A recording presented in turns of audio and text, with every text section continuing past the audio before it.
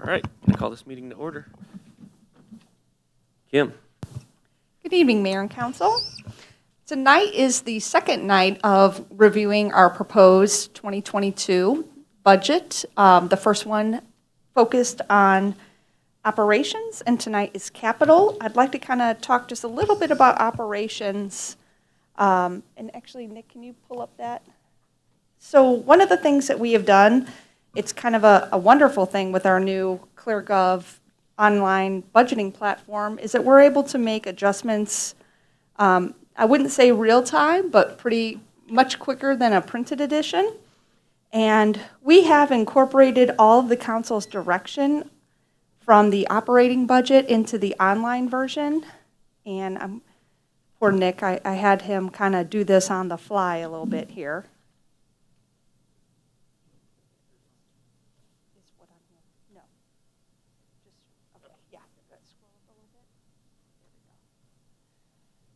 So on your screen right now, you will see the columns have been adjusted, and we have added a new column called FY 2022 Proposed Amended, and that is where we are reflecting any of the council's direction.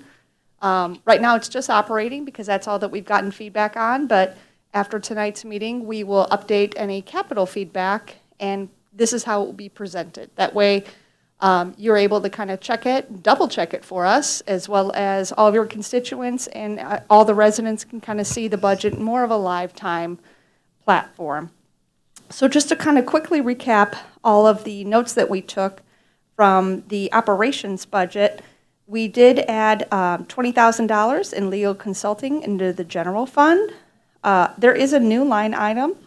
The mayor did ask for a new line item to be added to the boards and commissions. There is, he had asked that $250 be appropriated to every council member, and what this would be used for is, as you're doing your engagement events, if you were to host a block party or any kind of outreach, it would be to buy bottled water, snacks, those type of items, so that way you can have maybe a little bit more pleasant meeting with your constituents, especially if it's a hot day and you're having an outdoor block party. We did adjust the wheel park, and that was something that Victoria chatted with you when she visited. And we did update a kind of a scribe error, it was a hand key error in the library fund. There was the addition of a small business marketing program that was added to the convention and tourism. And we did upgrade the Visit KC. That was upgraded to $5,000. We previously had the $1,500 version of their membership, and the council asked for us to bring that up to $5,000. We did get direction on the North Kansas City Business Council contract for services this evening, so that will remain the same at $30,000. And we are in ongoing discussions about the small business grant program. That's probably something, at least for the first year, we may bring back to you for ARPA funding. That is something that we will be bringing forward to you as a work session. As we've kind of talked to you before, we have received the first tranche payment. It's just sitting in the budget. We don't have a good understanding of what the council would like to do with those funds. So we will be bringing that forward on a future work session after the adoption of the budget so that you guys can have some discussion and direct staff on how you would like those expended. So that is kind of a quick recap on the operations budget. Is there any other item that you would like? Councilmember Tull. I just have a request. When you get ready for the work session, can you send us what we can use it for, the language of what can we actually use it for legally before the work session? For which fund? For the different funds or? No, for the what's it called again? The ARPA money. Yeah. Sorry, I'm not tracking well. Yes, I can send out the guidance. Okay. Sorry. I don't want to come with a bunch of ideas that aren't legal. Absolutely. Okay. Absolutely. And those FAQs are updated constantly. So even in the last 2 or 3 months, we've gotten clarification on what we can and cannot use that funding. So no problem, we can absolutely do that. Yeah, it does. Councilmember Clevenger.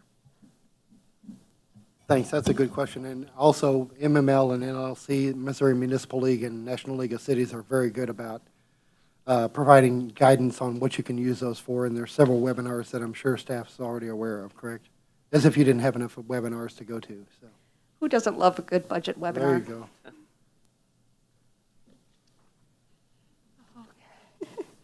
Everybody see here does. near enough head nods for that.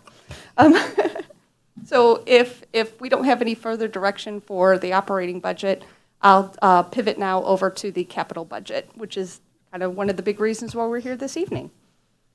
So there are two different major funding threads, I should say, of how we present the information within the capital budget. One of them is general fund. Traditionally, those are smaller ticket items under $20,000 or combined under $20,000. The larger projects are typically funded out of the gaming fund. And then there are a couple of specialized funds that we'll go over. So we'll start with the general fund. It will go by department. So again, yes?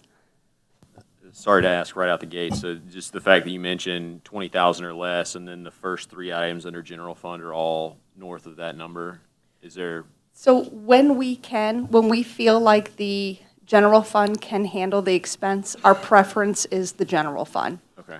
What that does is it allows further programming for the gaming fund. Generally speaking, those are tangible assets that are department-specific. That's another kind of thought process when we try to put things into the general fund versus the gaming fund.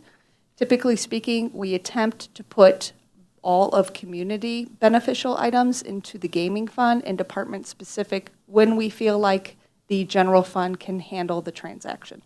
I know that that's it's an odd thing, but it's also by year. Sometimes, as you guys have seen, the general fund ebbs and flows on our availability. So you may actually see some of those items in the 5-year forecast jump from general fund to gaming fund, depending on what we feel the general fund can handle that particular year. So I am going to hand this over to Buildings and Grounds. Anthony? Good evening, Mayor and Council. As Kim alluded to, there's a kind of division between general fund and the gaming fund. Buildings and Grounds is separated between those two, and we only have two items in here tonight for the general fund portion of this. Again, with me tonight, as with the operating budget, is Dwayne Marusars, the Superintendent of Streets and Buildings and Grounds, or Transportation and Buildings and Grounds, and John Sponsler, Superintendent of Water and Wastewater. So again, they're going to help me fill in any gaps in information any questions you might have. So again, there's only kind of two in here for Buildings and Grounds General Fund. Replace garage doors at 1811 Iron. That is the Municipal Services Building just across the street from the YMCA. Replacing the worn doors and the motors on that facility. And then replacing a 2004 Ford 350 4x4 truck. And with that, I'll be happy to answer any questions in that particular fund.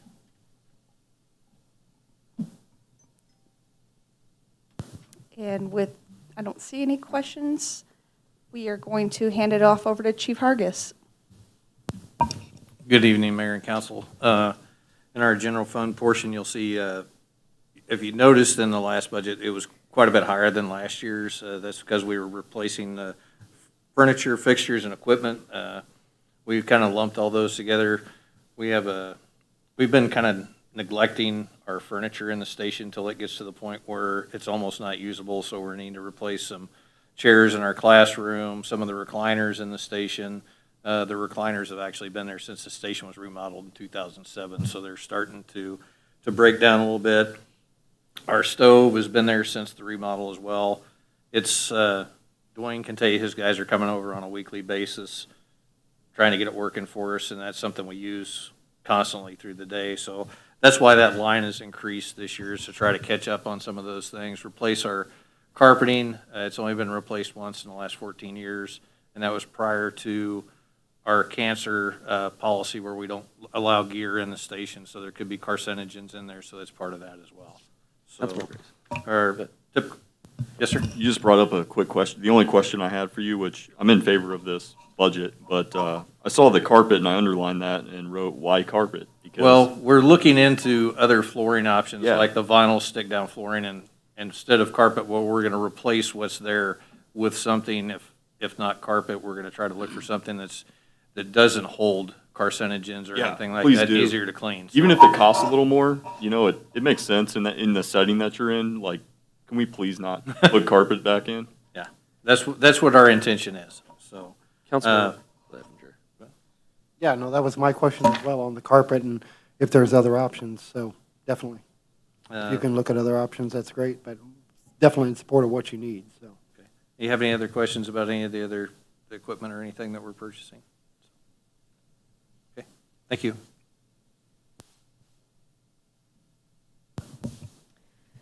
I'm actually going to hand it over to Nick at IT, and then Chief Freeman will be next.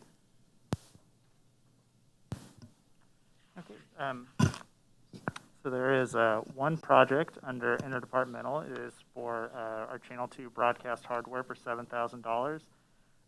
This is following a life cycle pattern for some equipment, for our Channel 2 broadcasting equipment that was last installed in 2016 and will reach its end of life in 2022. It's been replaced a couple times already with some aftermarket parts, so this is just keeping in line with the life cycle for this hardware.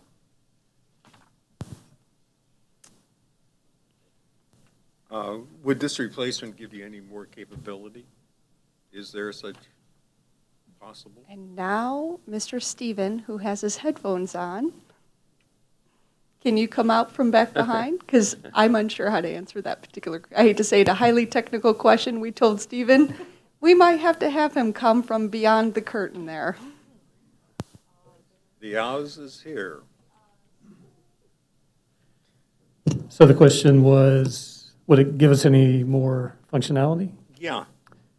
Well, I guess it depends on what you're looking Well, for. what I was thinking about is maybe having, some places have user input into the system, two-way programming. I don't think so. Really, we just budget to replace the hardware guts that sit back there to Okay. allow us to make. I wondered Channel how 2. much more it would cost to maybe enhance the system in any fashion. I don't have a good answer for you, but I can look into it. Okay, thank you. Sure.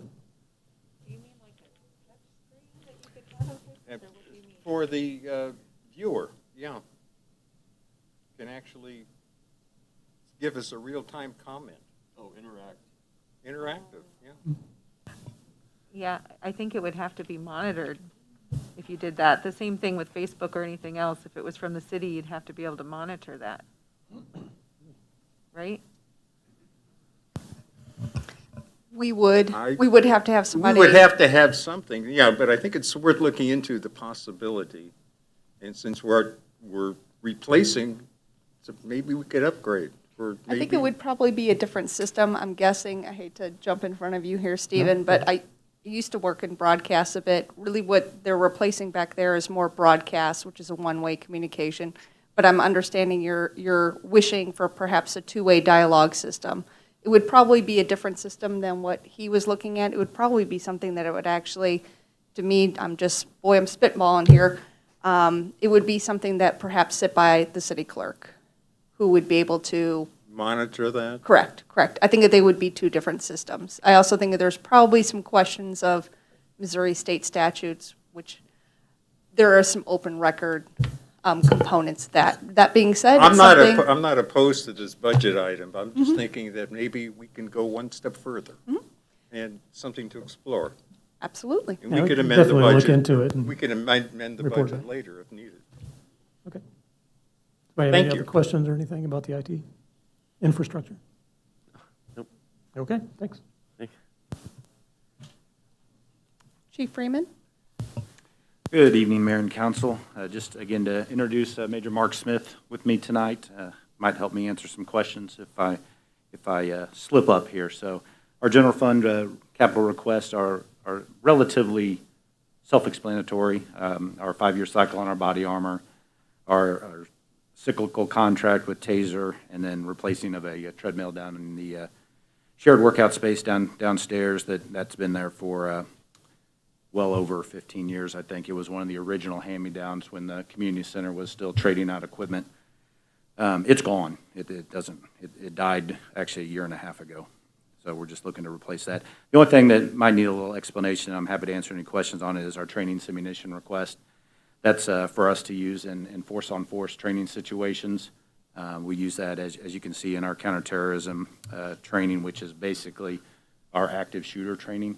So we use that, and right now we take loaners. We borrow stuff, beg, borrow, and steal to accomplish that. So we're looking to have some stuff of our own that's reliable. So happy to answer any questions on any of those things. Is that anything like what you had done? I didn't remember the email going out. It was a simulator passively. I can't remember where it was. Is it not the same thing? No, ma'am. No, that's a virtual system. That's where there's a screen in front of you and you're playing through a simulation more than anything. This is actually bullets coming out of guns that are like paintball type projectiles. So when officers get hit, they know it. And it's not a situation where you go bang, bang, and you're dead. No, you didn't hit me, and yeah. You did, because you got a mark on your.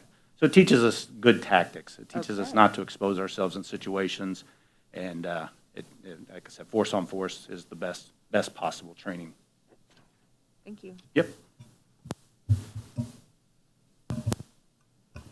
And with that, that is the conclusion of the general fund. I'm actually going to call on Sarah to go over the convention and tourism. Good evening, Mayor and Council. The capital projects that are in the Convention and Tourism Fund fall kind of into two categories. One would be signage. We have both gateway signage planned here and also some additional wayfinding signs.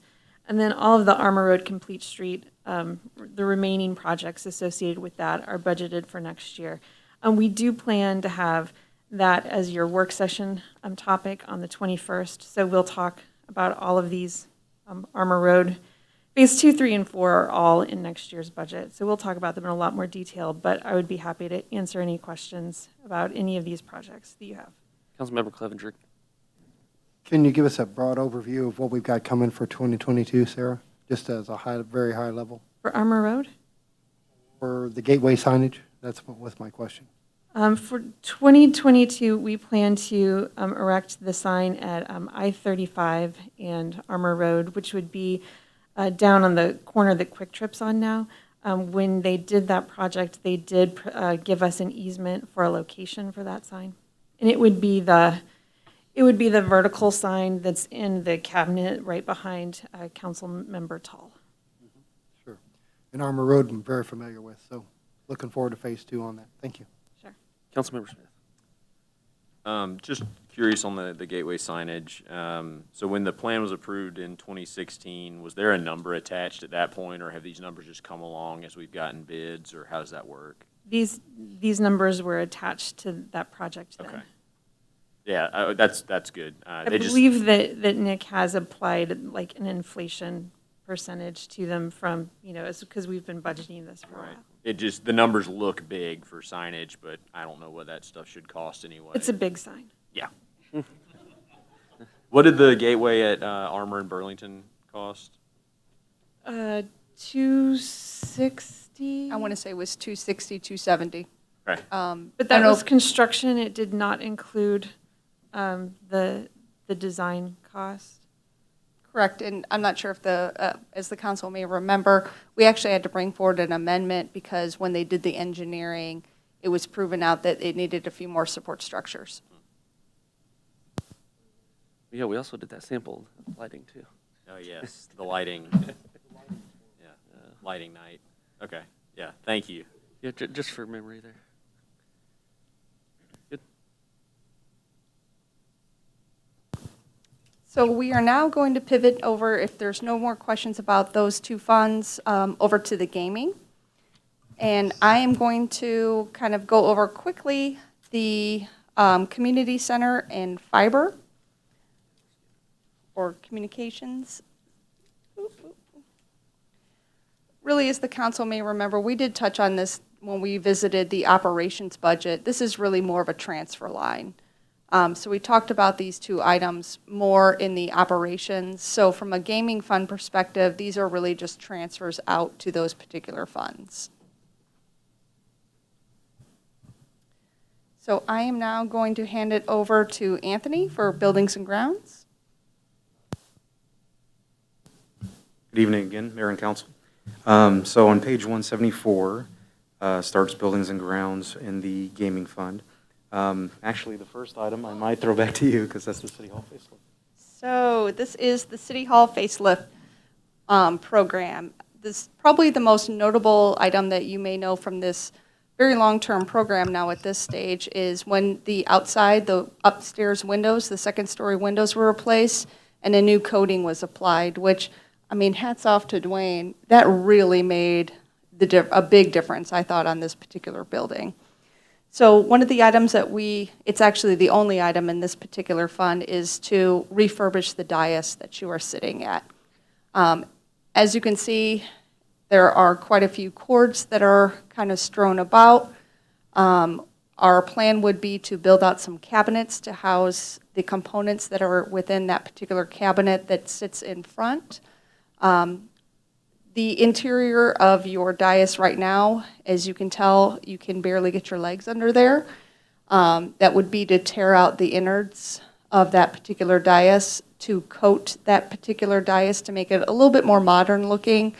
And what we would like to do is actually place a large television in the center of that. That way whoever is presenting, right now, if you notice, they kind of have to look cockeyed. That would allow them to actually look at the city council as they are addressing you. It would make a much nicer presentation for anybody who is coming to visit the city council. There's also some functionality. It would be actually extending out the dais so that you guys sit further apart and have more legroom, as well as adding some power and technology to the dais. There we go. Councilmember Smith. So I seem to remember there was either a work session or a discussion item months ago, even years ago, where we talked about the dais and kind of pushed that out as it wasn't really a priority to most of the people on the council, at least at the time. I'm all for more legroom and all that, but unless things are like highly necessary, like that's $70,000 to change out what amounts to a giant desk. I don't know if the one thing I would changed. say is that this also doubles as your courtroom. So although you guys use it for a certain amount of time, all of the boards and commissions also use the dais, as well as the judge.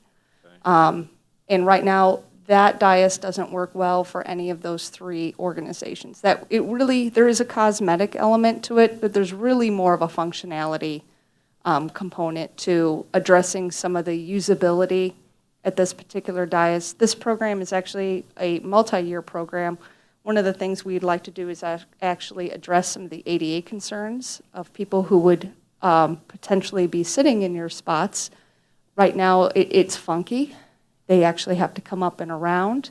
One of the other items in a future budget is actually to redo this flooring so that we get rid of these exposed wires, which are a trip hazard. There's only so many rugs that we can put out at one time. So the first part of that would be redoing the dais so that when we redo the flooring, I hate to say it, there is a little bit of a mindfulness of how and when we would do all of these projects. Councilmember Clevenger. Couple of questions. First of all, on the dais here, I know at one point back in the day, they put in like the Kevlar bullet resistant. Would that stay with the redo of the dais? It would. It does actually increase the budget because that's one of the elements we have to work around. Mm-hmm. Therefore, it is a modification versus a new. Okay. So it actually increases the project budget, but it's not cheaper than if we had to gut it and replace all of the elements, including that particular feature. Sure. I think that's important to keep, obviously, especially in today's age. But number two is, as far as, I think it may have answered the question, as far as like charging stations and things like that, there would be extra room for that up here as well. Absolutely. That's one of the things we'd hope to do is extend out that, pretty much your countertop. I know that there's probably a fancier word than that, but I consider it a countertop. Sure. To extend that out to allow for the ability, as the users at the dais change, we do have, for court at least, we do have a printer that we have to put up here, as well as 3 laptops. Mm-hmm. So when there is court going on, they are as well trying to balance all of their technology that they need. I know all the we- technology that they need to be able to perform the tasks necessary for court, and they are running into some functionality issues with those as well. I know we put it out several years, but I think it's important to do it now, especially with other people using the dais besides us, so. Councilmember Grace. Just ditto what I said on the fire station. I noticed on here, talking about carpet replacement. If we're gonna remodel in here, let's delete carpet. Carpet's not a good application in this setting. And then, I am in favor of, there's ways that you can manage the electrical outlet. We can run fancy, nice corrugated looking things or underneath the flooring somehow to where, we don't have extension cords everywhere and we can clean it up. It'll look nice. I'm in favor of it, but yeah, if we're gonna do a remodel, I would like to do it the right way and get rid of the carpet in the process.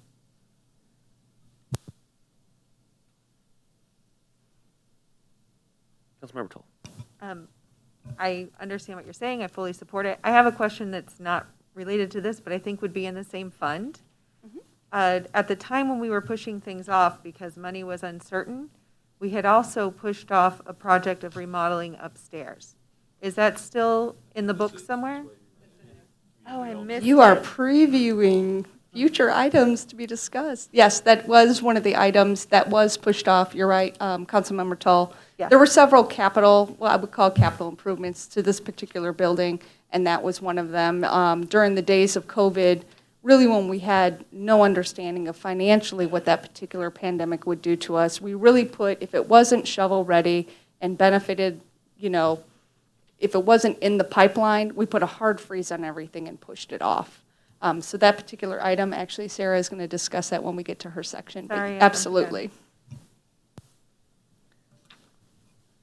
So if there are no further questions on that particular one, Anthony? You have to listen to my boring HVAC ones before we get to Sarah's fun ones. The next two are just that HVAC upgrades for the street barn. Most people don't know that down at 13th, 1206 12th Street, and how we have another transportation building. There's an HVAC unit there that's very outdated, and obviously you can tell in the description they're leaking and having some issues, and then a replacement at the fire station for a similar HVAC unit.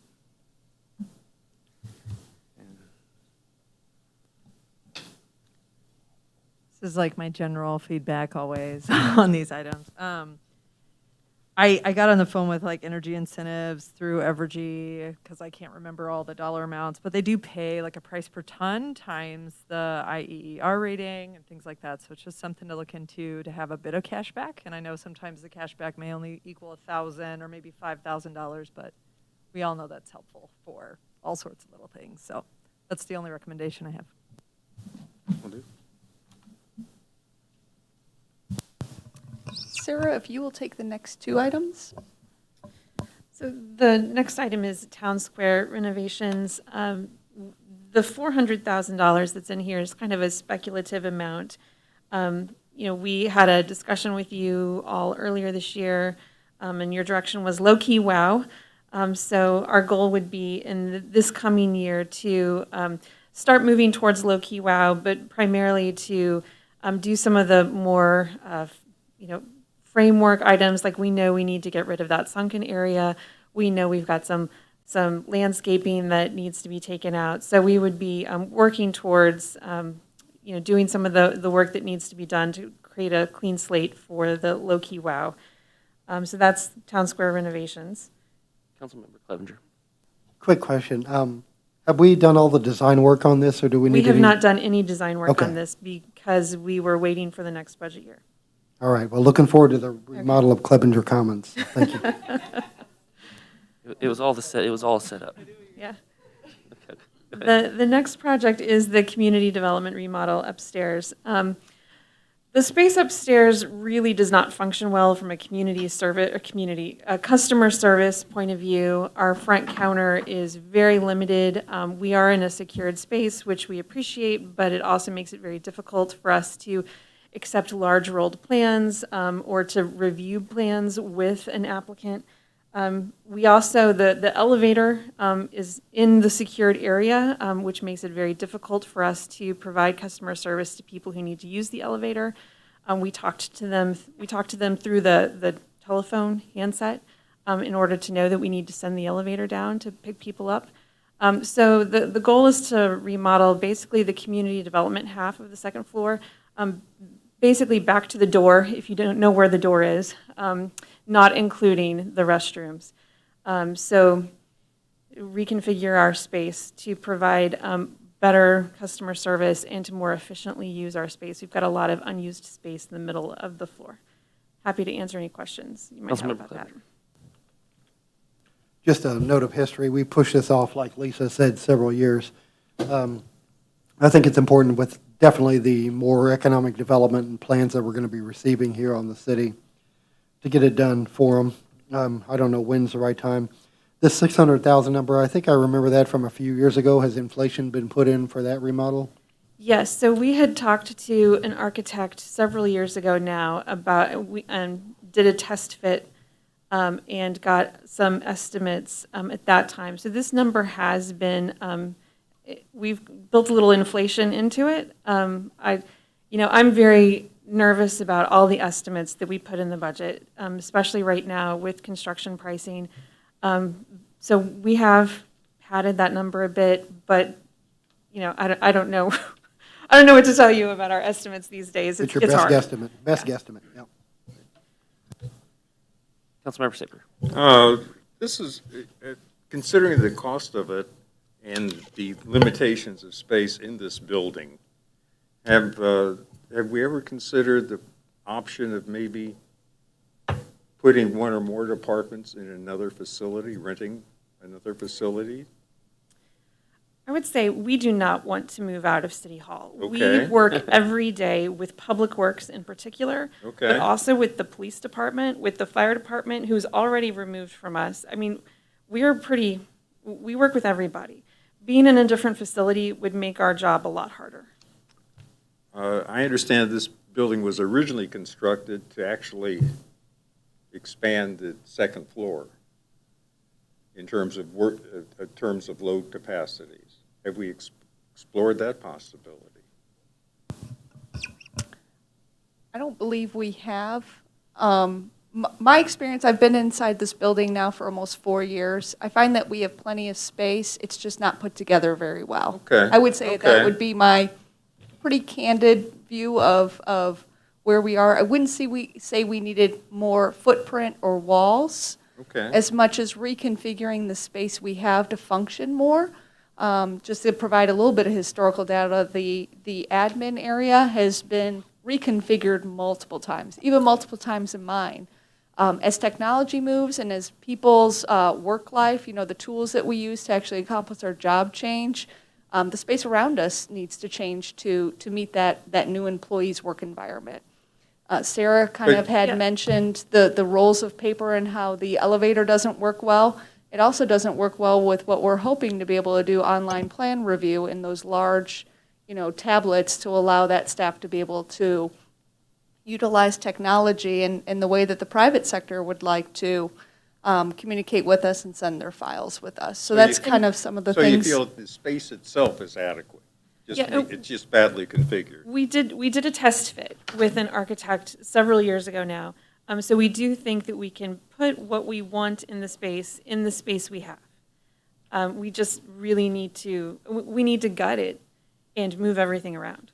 Yeah, I was thinking if this was to be some kind of interim, short-term fix, why not go for a longer-term fix? But if you think the space itself is adequate, yeah.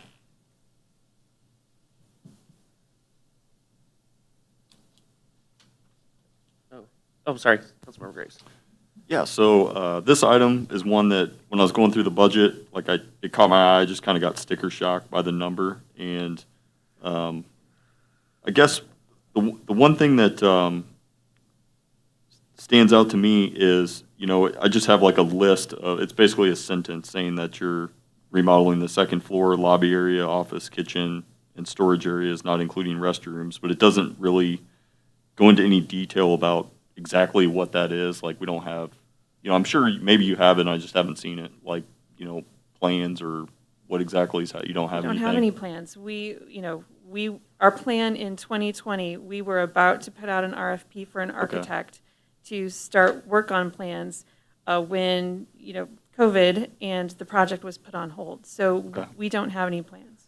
So then the other kind of question I have is just playing this out in my mind. Like, if this were to transpire, where would you remodel jobs take? Like, it's not something that happens in a week. So where are you going to operate in the interim? Honestly, I haven't spent a lot of time thinking about it because I don't know if you all are going to fund it. So I will. That seems like an important question. I No, mean, absolutely. I've actually put some thought into it's going to take this. months, I'm assuming. What we would have to do, I have actually in my career gone through about 5 remodels during my city hall tours, I guess if it were. We do have quite a bit of unutilized space within administration, and I do believe, although it wouldn't be pleasant for a very, very long time, I do believe that the administration wing can absorb several of the community developments team members. A lot of them are field-based. So some of them, and as we have all gotten very good at remote work, I would imagine that some of that would play into this as well. But we do have quite a bit of open space if you've ever visited the admin wing. I do believe if we pulled up some of those desks and moved that furniture back down, we have some partition walls that are actually downstairs in the basement in storage. I do believe that we have the capacity to internally absorb community development while they are under construction. Have you not seen Anthony's office? Man, that thing. We just have to cut into that space a little bit. But I would say for your sticker shock, I'm always sticker shocked as to how much remodeling is. Councilmember Graves, I'm not sure you were here when we got the joyful budget surprise of how much bringing our restrooms into ADA compliance were. But they were almost $100,000 when we renovated the restrooms. They were very archaic, did not meet the needs of our patrons, who again utilize this space for court. On a pre-COVID court date, we would have upwards of 250 people who cycled out of this room on a Monday night. A lot of them had different mobility issues, and a lot of them had kids.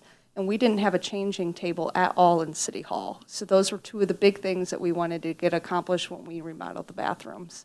It did drive up the cost, but at the same time, I do feel like it better serves our community. Yeah, I'm not complaining or saying that it's not an important project or anything like that. It's just, it's a strange position being on the city council where you get these huge numbers thrown at you, and the explanation is like 1 sentence. And there's no plans or anything, and you're just like, what in the world?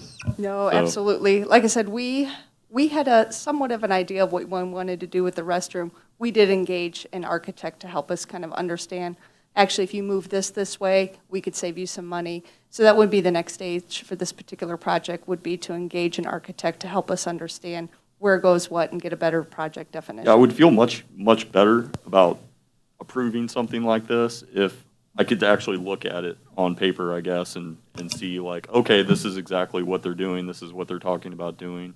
And it is strange too that the restrooms are not included. Like, do they already have super nice ADA compliant restrooms? Because I was assuming that was included. We have 3 restrooms upstairs, and one of And they're all them nice. is an ADA restroom. They're nice restrooms. I mean, honestly, we would love to hire an architect and do plans. We have to have money in the budget to do that. Yeah, so I guess my question would be then, like, why don't we do that as step 1, and hire an architect and have it designed before we just like set aside $600,000? I mean, how much would that, do we have any idea on how much that would cost to do that? I don't have an estimate. Right now, like I said, the numbers that were provided to us, we did add for inflation. When we did that right fit test, we relied on those professionals to kind of tell us how much should we be budgeting for architectural and construction. And I just know from my professional career too that, if I'm told like something is $600,000 and it's going to take 6 months, then it's actually going to cost $750,000 and take 9 months. And so I'm just throwing it out there. That's just what my thoughts are. Yeah, I think we've gone through this already last year, and I know you weren't on council, but we talked through a lot of this last year, and there was definitely the express need. We just pushed it off because everyone was still working remote.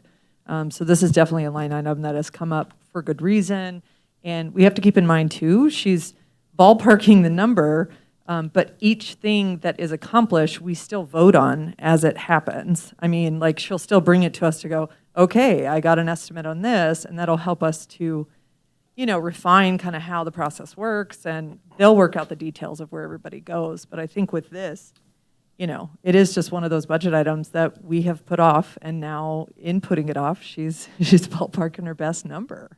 So I think, you know, for all the work that we're also putting on that team, I think, and this is their need, and this is one of the big things we talked about at the, you know, at the planning session, is just kind of like, we really need your guys' support, you know, to try to line out the execution of all these projects that you want to accomplish. So it is a big number, but I think, you know, I want to be supportive of it because we have put it off. Yeah, I agree. I'm not against it. I have like a million questions. Sure. And there's like one paragraph. So. Yeah. Well, That's like it. I said, there's just the backstory. If you look at like our previous budget session, we walked through this too. Still going? I was just going to add kind of what, oh, were you going? Go ahead. Yeah. What Sarah had already said, which is, I think we have really good employees that do an excellent job of time management for themselves, and it would be a big waste of time for her to contemplate things when she doesn't have a budget for them. That's why it comes first. Councilmember Smith. Yeah, and just one more add on to that. Like, this is just how capital budgeting works. Like, we don't always have the full number or the full plan. Like, we say, we're okay with $600,000. Go figure it out. And then if there's a budget amendment in plus or minus, if there's less, it comes back to us. If the plan doesn't happen, it comes back into the fund. But we're just giving them runway to go. So, like, that's how this is going to work in general. You're not going to see concrete plans on everything. All contracts come through us first anyway. All right, nothing else on that. So Sarah, did you want to go into the community development projects? So the community development projects start on page 175. I'm not going to talk about mowing because that's pretty self-explanatory. The Burlington corridor projects that are budgeted for next year, first is construction of phase 1. The numbers that are budgeted for phase 2 and 3 are in order to complete the plans for those next 2 phases. We have, we have some very preliminary ideas of what's going to happen in those 2 phases, but Olson has not started on the preparation of construction documents for phase 2, which would be the medians, or phase 3, which would be the west side of the corridor yet. The other item that I would call to your attention is the I-29 shared use path. That's the path connecting Diamond Parkway on its south end to 14th Avenue that was recommended by the Bicycle Master Plan. And then the construction of the 16th and Clay parking lot is also budgeted for next year. We have currently the demolition is out to bid, but at this point we're not expecting construction to be able to start until next spring. I'd be happy to answer any questions about any of these projects that you might have. I know I saw something written up about like maybe a gym for the fire department or something like that down the road, or constructing a building. I know that has nothing to do with this particular thing, but I can't help but think, maybe I missed it. There's like a building that's been suggested. Maybe I misread. Chief, I think it's your training center. A training center? That's Okay. probably our feasibility study for a Right, training. so I just can't help, like, we're demolishing a building that's still feasible, and that just like runs across my mind, like, man, So, but that particular building, police and fire will do some training activity before that Right. particular building gets yes, raised. I'm not anti the other building. I think I just think about like properties that are here that we're tearing down and wondering how we can reuse existing buildings. But that's all that's crossing my mind. But I know the parking lot, the building has to go, so I'll just stop verbally processing this in front of you.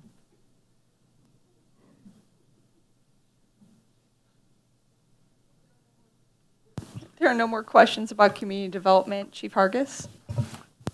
I will start off with the training facility feasibility study, which is on the beginning. And this is actually a public safety training facility that we're talking about.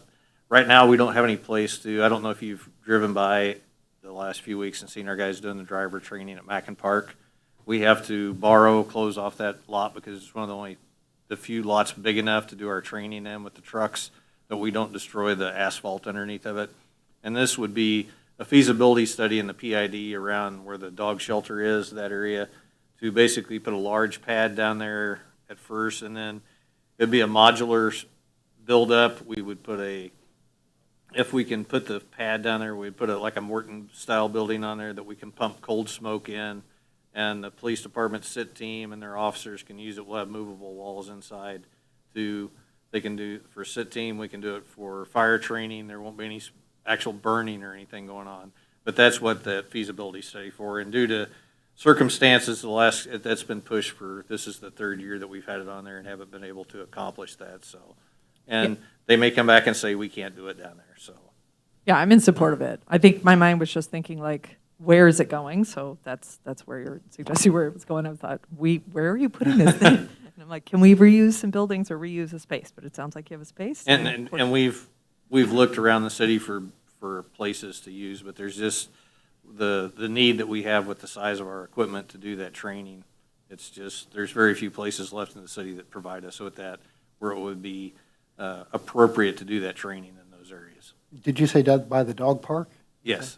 Is that on the west side, east side? It would be on the north side. On the dog shelter, I think. Dog shelter. Dog shelter, Not the park, okay. excuse me. Okay, I was going to say. Dog park, dog Thought I heard it shelter. wrong there, okay. The dip area in the back, that'd be great. Yeah, so, the other large item on there is our radios. The police department replaced theirs last year. We'd had a different model that they were continuing to support. We found out this year that now, if our radios break, we have to purchase new ones again. So it's time to upgrade our radio system to new radios. It's just a natural life cycle of the Motorola electronics, it seems like, so. You still have the interoperability with the police department? Yes, With the new we'll be radio purchasing, systems? and I think even the new thing, we're gonna have the encrypted channels on there to work with them as well.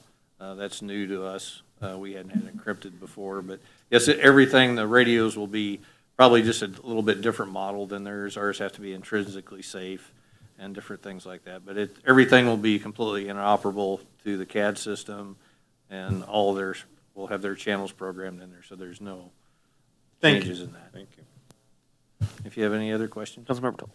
What is the lifespan of radios typically? I believe these we've had since 2015. That sound about right, Kevin? Probably. So 2013, 2015, somewhere in there. 5 to 7 years, and it all depends on when the manufacturer stops supporting that model. Yeah.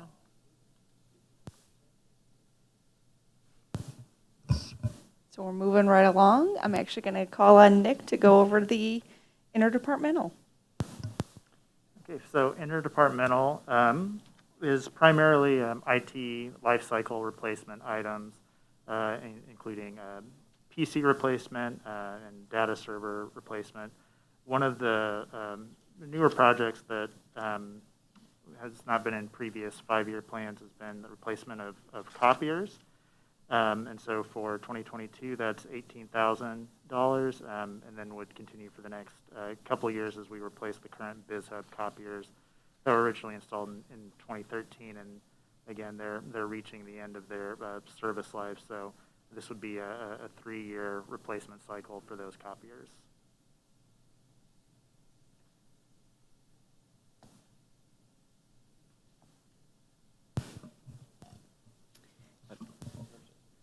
Is there a question? Oh, yeah. So I was going to ask about the off-site backups. Are we using like a physical server somewhere off-site to back things up right now?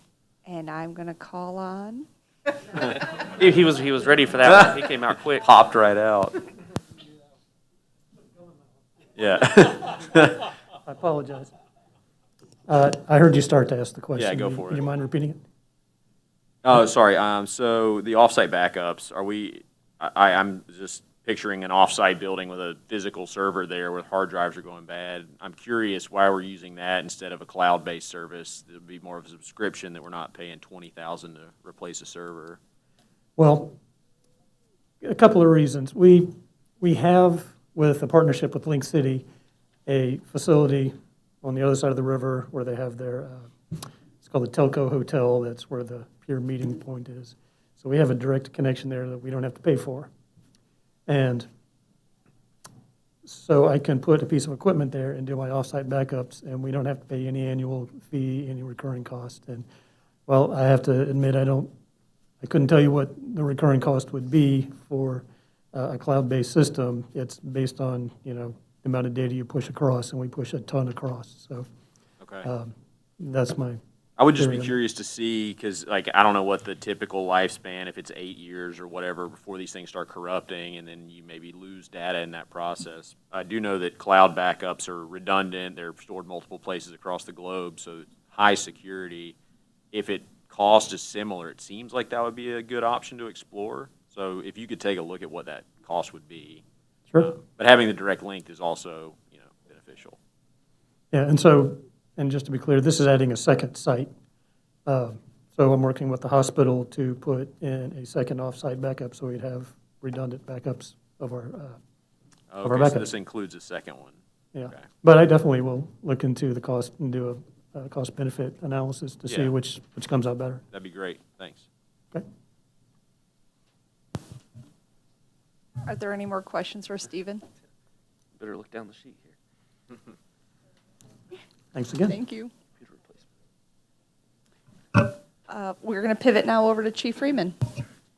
Good evening again. Our capital requests are, again, pretty self-explanatory. Our police vehicles annual request, the K-9 replacement is, if you recall, last year you funded that for 2 K-9s. We did replace one this fiscal year. It's in training right now. This is for the second one. That dog is also aging, and we're pretty confident it's going to age out and need to be retired during this next fiscal year. The LPR, license plate reader replacement, that'll fund 2 replacement on our mobile fleet and the fixed system that we have. And then office equipment, again, like Chief Hargis said, with the fire station, the dispatch especially has modular furniture in there that it moves back and forth depending on the dispatcher's need. You can imagine 3 different levels of moving desks and chairs and 24/7 usage, and pushing almost 10 or 11 years old now. That furniture is breaking down and needs to be replaced. So that's the bulk of that cost in there. It also will replace some of the office chairs up on the second floor that also are original to the remodel. So happy to answer any questions on any of the items. Councilmember Smith. The only question I had on this was the replacement vehicles. Are we looking at electric vehicles at this point, or are we still going standard? We are not. Electric vehicles for a police vehicle would almost not work. I mean, it is almost impossible because our vehicles are running 24 hours a day, 7 days a week. There's no real time to take them offline to charge them. Gotcha. So for an admin vehicle, maybe. We are testing a hybrid. We bought a hybrid last year. So we've tested that in our admin fleet, and it's currently being tested in our front line. So it's getting driven every day by our patrol officers. So we're trying to see, is there a benefit to the cost? It's a $3,500 upgrade for the hybrid, and are we going to see a benefit in fuel economy savings and wear and tear and stuff like that over time? So that's in process right now. It takes time to properly evaluate that type of a vehicle for police service. There are a lot of options coming out right now. I mentioned to Kim earlier this year, there's a department down in Oklahoma City, Oklahoma, that's got a Tesla police car. So No. you want to buy me a bunch of Teslas? I'll Well, put them to if work. we get on the pilot program. Yeah, I thought I saw, maybe I misread, that Kansas City, Missouri was headed toward an electric vehicle fleet. Is that for police, or have they figured out how that's working? I don't know. I doubt that's police. Okay. I think I saw the same thing you saw, and I thought it was interesting timing for our discussion coming up this Right, week. yeah. They had a bus in the background when they were, I'm thinking they're probably talking about a lot of their administrative vehicles. Okay. Again, they got the same problem that we've got, and they run their vehicles a lot harder than we even run our vehicles. And so I just don't think it's feasible for police and fire. Gotcha. So, Councilmember Graves. Yeah, I'm not in favor of you buying a Tesla, but you guys do, at the police department, drink horrible coffee. And the mayor and I went to Coffee with the Cop, and we were joking that we thought that you were trying to send us a signal by giving us, they drink coffee that's essentially used motor oil, and they sprinkle powdered cream onto it. And could we stick, you told me you would never ask for coffee money, but could we stick that on this office furniture replacement, like increase it by $1,000 and buy you guys some Keurigs or something? Is that not under the same contract? We call Or- that government ground. Like, I noticed, like, back here, the admin people have a Keurig machine. And I think that, you know, we're talking about, you know, increasing the employees', you know, work experience. So I think that they're drinking borderline abusive coffee quality, and we should increase that. We might just install them in vehicle too.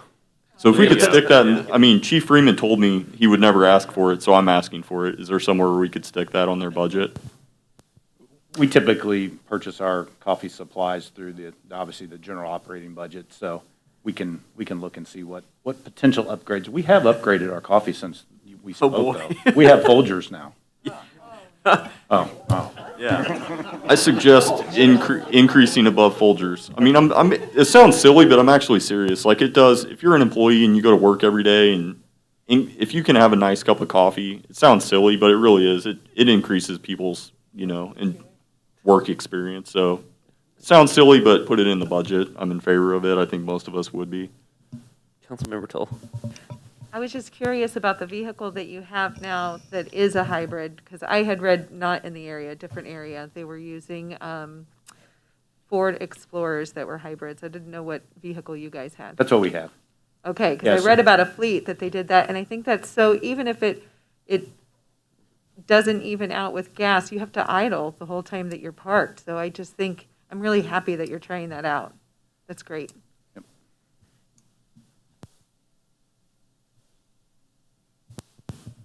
If there are no more questions for police, Anthony is actually going to take us home. I'm realizing now how long I have here, so I apologize in advance. Transportation is the first one here, and it's actually a good transition because I'm noticing on page 181, it transitions from gaming into the transportation fund. So Kim, I don't know if we wanted to touch on the MetroFlex. We actually touched on this during the operations a little bit. If you guys have any questions or concerns, I have been in contact with KCATA, and I do have a planning meeting with them coming up. They are keeping us in the loop on their ongoing transition, which is happening in October, and I'm hoping to be able to have some news to share from them, from their perspective, once they make those system upgrades. The other item in, sorry, go ahead. Just a quick question. When is our contract up with KCTA again? End of December. Into December. Yeah, And then so- at that time, we're going to maybe reevaluate, looking for a 1-year maybe Correct. contract? Okay. Correct. I would be asking them to kind of come forward with their proposal sometime in either late November, early December, so that the city council has some time to be able to hear what the proposal is, give some comments before we bring forward a contract for services. Sweet, thanks. I guess one other item of note in there is the Northgate alley repairs. So those are replacing the concrete alleys in the Northgate Village area. It's a program that's been going on for a couple of years now, and this is hopefully the last year we'll be able to knock out all of those improvements. So we'll transition from there into the actual transportation fund. The first three items there are kind of ongoing items that shows up every year. First one is curb, sidewalk, and drainage repair. So pretty self-explanatory. If there's broken curb, broken sidewalk, broken curb inlet for drainage, this fund covers just kind of as those things are found and identified, replacements for those. The other item there is the Streetscape Grant Program. This is a really neat program where we allow local business owners to propose beautification projects in front of their businesses in the right-of-way. So again, it's just kind of an ongoing program that the city's done in the past, and it's in there in this part of the budget. And the annual tree planting program and replacement program. So in the operating budget, you notice the budget for maintenance of trees. This is for actually planting new trees. That's item there. Councilmember Toll. I know when we changed tree services, that there were a lot of dead trees, and they said that they were still going to come back and replace those. Did that happen? I know that we're still talking with them and working out those, but I think we've actually cut ties with that contractor completely and moving on to the next So they contractor. did not come back and replace. I think we are outside of our limit with that, but So that's actually something that Chris would have a better understanding of. yes. That's yeah. something that we I can can get bring that. that question back. Yeah, when we talked about it and they said, yes, they should honor those trees, I was thinking, oh, let's see, so. Okay, thank you. So those, again, those three ones there are normally in the budget. Jumping into the other items in transportation, these are kind of the yearly or just ones unique to this year. I'm going to talk about this, I'm going to skip the first one. The paint sprayer, so this is for our pavement marking lines that Dwayne will replace it from time to time. The Timco street sweeper, that's a repair to our larger street sweeper. It has a rusted out component in the hopper that needs to be replaced. The Cherry Street slip lane, that is, I think, a topic everyone's familiar with. It's eliminating that slip lane up at 32nd Street, and then replacing snowplow blades for the city's mid-sized trucks. The one item of note in here is the compact mini street sweeper. That is a mini street sweeper. It's about 4 feet wide, and it's specifically designed for bike infrastructure and pedestrian infrastructure. So it's Keep those bike lanes clean. keep those bike lanes clean of the new infrastructure we're building within each development and with Armour Road. It's also actually very versatile. It can actually go up onto the sidewalk, and it has a lot of uses. Councilmember Clevenger. Go ahead. Councilmember Clark. Under the, Ladies sorry, under 21 or 29, 35 exchange. I'm just wondering underneath that sidewalk Yes. area. I know that's like a MoDOT. We're working out the deal of being like, we'll help you, now you help us. And that's fun. I'm glad it's you guys and not me. So would that work in that area then too? I mean, because basically, I like that because it's going to be able to, first of all, Kathy West, keep your bike lanes clean. But also it's going to, like in the avenues too, like, there's a lot of parked cars and, that big thing kind of shuffling around in between them. So that could be used many different places. So that's pretty cool. Councilmember Toll. Having Cherry Street on there, does that mean that we've discovered that we do have control over that slip lane? Or are we just hoping we do? We are hoping we do. Okay, We have just actually ordered an Alta survey in that particular area. Everything construction related has an amazing timetable right now. So normally those surveys would have been back to us by now, but we're quite literally months behind. That would be a project that would come back forward to the city council once we get a better understanding of kind of who owns what and where the easements are in that particular area. That's fine. I was just hopeful that it was like a green light, but thank you. Councilmember Graves. First of all, I would like to formally volunteer to drive the mini street sweeper. I will do it for free. And then secondly, I've had a couple residents ask, the trees are very important in the city. Residents, myself included, really get a kick out of the fact that we have tree-lined streets.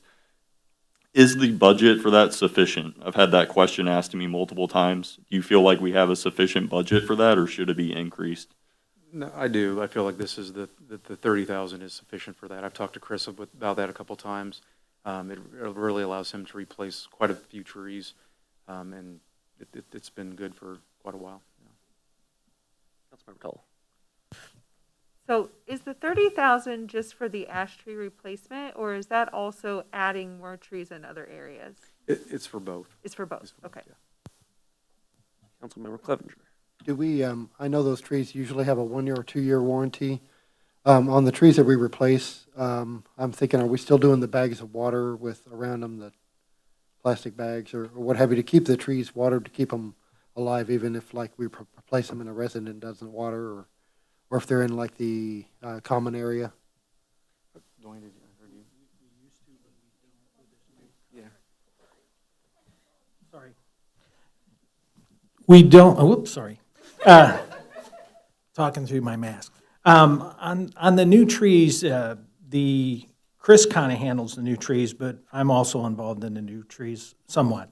The new trees several years ago were bagged by us, and we did water those for the first year. But under the new agreement that they had with that particular contractor, They did not bag the trees, and that was an understanding that they would still warranty the tree for the first year. So we did that internally on our own several years ago, but we did not with the new contract. Okay, so if it goes in a residential area, the resident should definitely water the tree if you want it to live. Yes. Thanks. Do you mean the current contract or the company last year that isn't replacing the trees? It's been over probably the last 3 years. This is the way it's been. That's the way, yeah. Yeah. All right. Water fund. Water fund. So jumping into that, the first line is, again, one that's kind of been just historically in the budget. This goes to water main breaks specifically. Our infrastructure and just city is very dense, and so usually when we have a water main break, it occurs under a very strategic area to get to, and it usually drives up the cost. So this is historically gone for water break repairs and then replacing just different parts of the water system as it goes. Pump station maintenance. This is there's two pressure zones. Well, there's one pressure zone, but two pumping stations in the city. One's at Vernon, and one is at Sunny Hills as you go up the hill. It's basically to get water in the system up to the hospital and up to the Sunny Hills apartment complex area. Water meter replacements. Again, just kind of standard replacements of the water meters. They are electronic read meters, and they only last for so long, and so it's kind of a recycling of those systems. Water plant maintenance, you'll notice this one kind of goes down over time.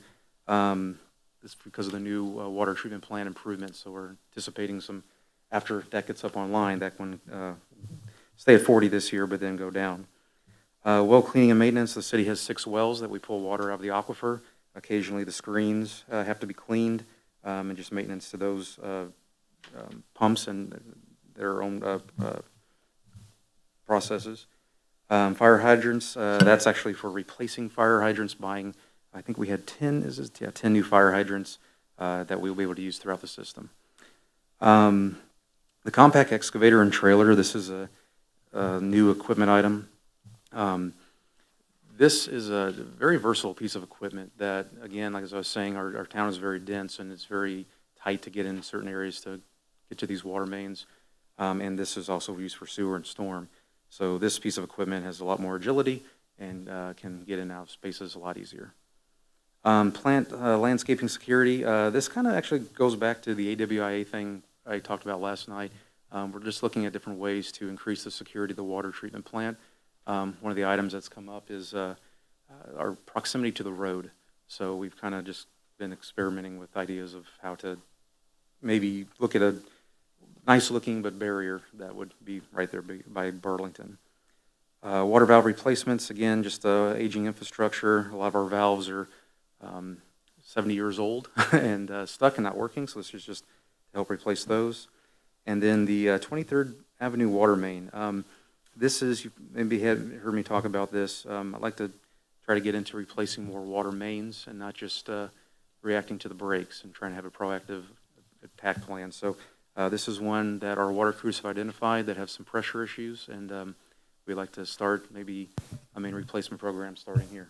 So I'm going to jump in on that right now. Unsure if you guys have your budget books with you, but in the back is the 5-year capital outlay. I know it's also included in the earlier pages, but it is a little bit tough to see.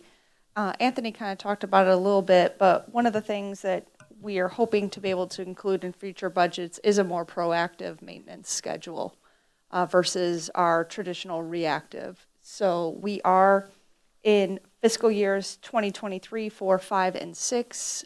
We would be requesting $400,000 to be added to those as more of a proactive water main replacement program. There's no other questions on A few items on page 183. The pump station maintenance, the plant maintenance and repairs, and the cleaning and maintenance. Mm-hmm. Those all kind of feel like operational things instead of capital expenditure. Like they're ongoing, they're an every year kind of thing. curious why they landed in capital rather than in the operational side of the budget. I'll take this one. As the city council kind of heard during a rate study, some of the reasons why you see these ongoing funds is because the water fund's not performing enough to handle its own maintenance. So that was one of the things that Raftelis talked about, is the fact that we are relying way too much on gaming. So the idea would be through multiple years to get the water fund more self-reliant and to start pulling these items out of the gaming fund. So that is part of our long-term funding strategy for both water and sewer, which we'll kind of get to here in a minute, is to make sure that those funds are self-sufficient as really they should be. Those are enterprise funds and they need to recover their operation and maintenance costs. We don't have the capacity right now, but that is a long-term goal of us.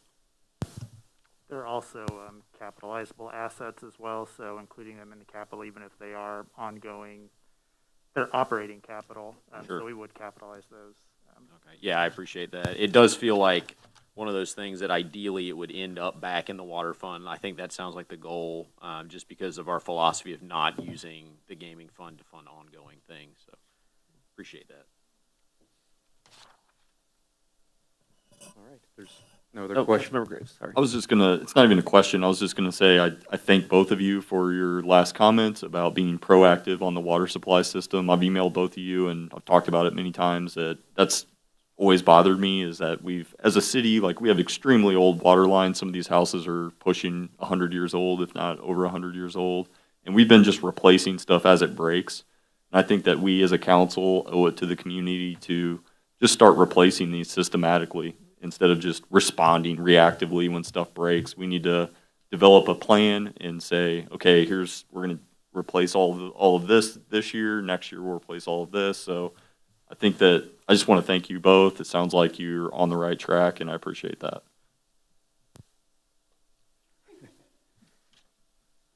If there's no other questions about water, I'll go into WPC, which is the Water Pollution Control Fund.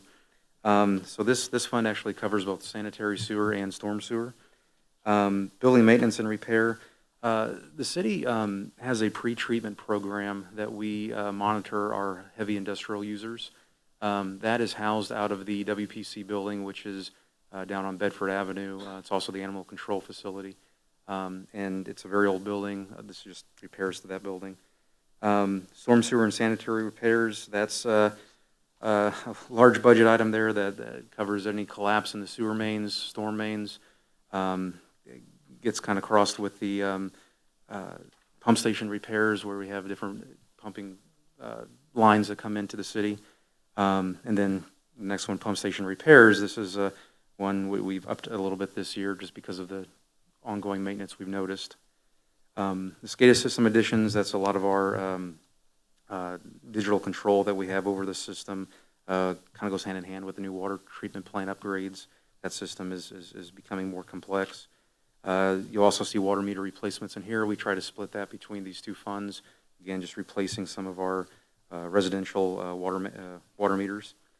Fencing around WPC, it's down in the PID area, and some of the fencing is kind of old and deteriorating, so we're trying to keep the security up around that building. And the laboratory renovations, again, as I said, we have a pre-treatment program, so we have a lab that will take samples of the significant industrial users, and that lab hasn't been upgraded in 27 years. Actually, it used to be the sewer treatment plant of the town, and it is kind of relic from that time, so it's very, it needs a lot of help. That was actually something that was in last year's budget. We're moving forward into this year's. Grates of the pumping station, so the pipes come into the pumping station. There's filters, basically, that keep out trash and debris. We've replaced some this year in House Street pumping station. We want to try to replace those next year. The solids grinder was actually an item we brought as a budget amendment. There's two grinder pumps. The other one's the exact same age as the one that malfunctioned and went out of service this year, so we're anticipating having to replace that one next year. The sewer camera truck, this is another item that I cannot take credit for. It was previously in the budget and moved into this year. This is a really important item for going back to proactive inspection and maintenance. Most cities will do a televising and flushing plan where we try to get eyes on the sewer and storm mains and actively clean them as well. So this is a very integral component to that. And then the Stormwater Master Plan, that's something I've talked a lot about. Again, just trying to become more proactive, get a handle on our system, understand our needs, and develop a capital improvement plan specifically for the storm and sanitary, over the stormwater in this one going forward. And then the last item there goes back to the Bedford building, which is part of WPC's facility down there. Again, it's a very old building. A lot of the concrete and safety steel is collapsing, so we'd like to replace that. And with that, Councilmember Smith and Graves.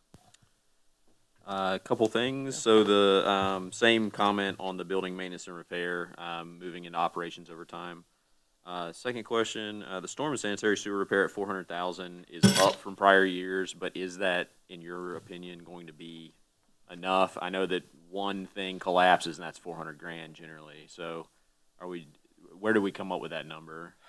It is a historic number, and it has covered a lot of different items in the past. It really, I think, got to that point, speaking out from back before my time here, but in 2019, when the river came up, it caused a lot of hydraulic pressure on the system. Right. And so it kind of is left over from that, but still does sufficiently help cover. There is sometimes going to be a budget amendment, I suppose, for different things. I recall a lot of budget amendments on this particular one, so I'm not sure if it would be wise to just bump the number up to say 500,000 or 600,000, knowing what we've got going on. I do anticipate that after that stormwater study, we'll have a better understanding and hopefully be able to budget and do a capital outlay, knowing what our infrastructure actually is. As you were saying, Councilmember Smith, some of the challenges is we don't know our system very well.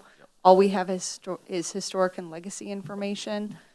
Some years it hasn't been as bad, and some years, especially when there's flooding, when that hydrostatic pressure starts rising, we definitely have bad year with that particular one. I would say that at this moment, I would probably keep that 400,000 for this particular budget. We will have a much better understanding after that study is complete.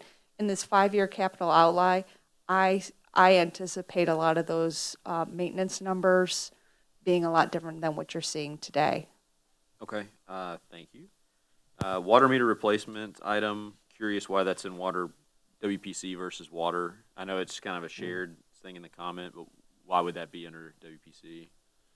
I might call in, well, Nick, you might be able to. It's partially a legacy, but also, I mean, it serves both the water and the water pollution control fund. Its purpose moves across. I mean, it's from a billing perspective, we generally just keep those two in line, and so sewer billing, with the cost. Gotcha. Okay. And then the last thing I had written on here is, so I'm a huge fan of the master planning that you're putting together. Little bit curious, so we're doing stormwater first, then sanitary and water are going to come next. Was this the most pressing one that you saw, like stormwater is going to be the biggest deal? It tends to be, historically, as I've looked at it, the most expensive one, and so the one that comes up quite a bit. Sanitary would be good to start looking at for our development, and then as the new water plant comes online, then it would make more sense to then jump into the water distribution. All right. Some of the things that we would like to do within those particular plans is, I wouldn't say future-proofing because there's no such thing, but to get an understanding of where our systems are currently with the understanding of our current growth trajectory so that we have a better understanding of capital needs as we move forward. Councilmember Graves. Yeah, thank you. I just want to thank you again for being proactive on the stormwater master plan. And I do a lot of interaction with the business community. And they did a business community survey separate than the survey for residents. And that was the top concern with local business owners is stormwater. And then there's a few of us in here, like Councilmember Saper and I were around in the 90s. Chief Freeman probably remembers like the flood. So this is the most important thing in this entire document, because if we flood, then everything else doesn't matter at that point. So we've all seen it happen before, so that's very urgent, and I agree with you that to do the stormwater plan first, and we'll go from there. And yeah, let's figure out what's needed, if, assuming that things are needed, and address them right away. Thank you. that actually concludes the staff portion of capital. I will say that you guys missed a golden opportunity for the Sweepy McSweepface naming Oh, we opportunity. we haven't, no, it hasn't passed yet. No, we So- can He's sell He's the gotta na- buy it first. We gotta sell the naming rights. I mean, that can pay for the sweeper. So North Kansas Hospital. with that, Yeah, the NKCH. at this time, we stand if there is any modifications that the city council would like to see to this particular budget in the lens of either capital or operations. Councilmember Toll. I really just have a question out of curiosity. As we are building new apartments throughout the city, like at 23rd and Swift, which is a huge project that's currently all green space, and knowing that our sewers are strained already, are you part of the water retention planning for that project, or? I am now, yeah. That obviously came before my time here at the city, but that Sarah's worked with Pat at the time, and it does have a water retention structure built in under the parking garage, I believe, of the building. Yeah. Okay, just curious. Further council member comments? I'll just take a moment, I want to thank Kim, I want to thank Nick for putting this document together. The budget really is a reflection of your priorities, and I believe we see that in this document here. So I thank you as well as all the department heads for everything you put together in making this document, and appreciate all your work. So thank you. So with that, kind of some of our question again is, we do have at least on the paper, a third work session. Should the city council, no? Okay. Again, one of the wonderful things about this particular tool is that we can make adjustments so that you could see it in its digital format. If there is no further guidance from the city council, I guess my wonderment is, are you okay with us bringing forward this particular document for the public hearing on September 21st? We'll let you know that night. No, I'm kidding. I'm good with it. Is it because I told you you didn't name Sweepy McSweetface? Yeah. I'm holding out now. You're good. Yeah. Nothing further, nothing Good. further. Yeah. Then we are Move to adjourn. adjourned.